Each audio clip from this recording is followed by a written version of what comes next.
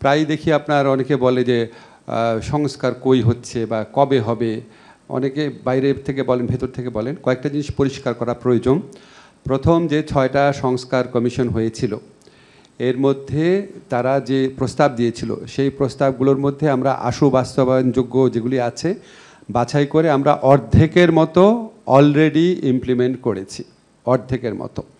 এবং আমাদের যে লক্ষ্য আছে ডিসেম্বরের আগে ইনশাআল্লাহ আমরা অন্তত 70% মতো কমপ্লিট করে যেতে পারবো। আর এখানে কিছু যে বিষয় ছিল 6টা কমিশনের প্রস্তাবের মধ্যে যেটা টাচ করে সংবিধানকে, সেখানে আমাদের কাছে মনে হয়েছে যে এটা আপনার বৃহত্তর রাজনৈতিক ঐক্যমত প্রয়োজন। সংবিধানকে টাচ করছে এরকম কোনো জিনিস তো আমরা অধ্যাদেশের মাধ্যমে বা এক্সিকিউটিভ অর্ডারের মাধ্যমে করতে পারি না। তারপর আমি ঐক্যমত কমিশনের সভাপতি আলী রিয়াজ ভাইয়ের সাথে কথা বলেছি যে কিছু বিষয় উপস্থাপন করা হয়েছে এমনভাবে যেটা সংবিধানকে টাচ করে, আসলে টাচ করে না। যেমন আপনার স্থায়ী কমিটিগুলোর প্রধান কে হবে, এটার জন্য আমার সংবিধান পরিবর্তন করা দরকার নেই, এটা রুলস অফ প্রসিডিওর চেঞ্জ করলেই হয়। তারপর আপনার সংস্কার প্রস্তাবগুলোর মধ্যে কিছু বিষয় রিপিটেশন ছিল, কিছু জিনিস ছিল মনে হয়েছে আমাদের কাছে খুব গুরুত্বপূর্ণ না। যেমন ধরেন দুর্নীতির কৌশলপত্র প্রণয়ন, এটা একটা রুটিন ফাংশন। তো অনেকগুলো আছে রুটিন ফাংশন, শুনলে মনে হয় অনেক 850, আসলে 850 না। এখানে কিছু আছে রুটিন ফাংশন, কিছু আছে এক্সিকিউটিভ অর্ডারের মাধ্যমে করা সম্ভব, কিছু আছে অর্ডিন্যান্সের মাধ্যমে করা সম্ভব, কিছু আছে এটা অর্ডিন্যান্সের মাধ্যমে সম্ভব না, বিকজ দে টাচ আপন কনস্টিটিউশনাল ইস্যুস। এইটা হচ্ছে 6টা কমিশনের ব্যাপারে। আর 5টা কমিশনের ব্যাপারে আপনাদের নিশ্চয়ই অনেক প্রশ্ন থাকবে যে 5টা কমিশনের বিষয় নিয়ে আমরা কী করছি।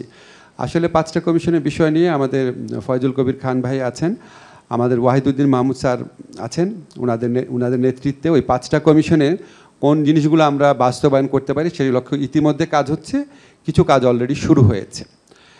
আপনারা সময় বাড়ানোর কথা বলেছেন, আমি শুধু আপনাদের একটা দিক নির্দেশ করব। যেহেতু আমরা অবিচল আছি ফেব্রুয়ারির প্রথমার্ধে নির্বাচনের ব্যাপারে, এ ব্যাপারে আমাদের কোনো রকম কোনো দ্বিতীয় চিন্তা নাই, অনেকবার বলা হয়েছে এই টাইম লাইন নিয়ে। তো ফেব্রুয়ারিতে যদি আমরা ইলেকশন করি, আমাদের যদি শিডিউল ঘোষণা হয়, শিডিউল ঘোষণার পরে তো আমরা কোনো লিগাল অ্যামেন্ডমেন্ট করতে পারবো না।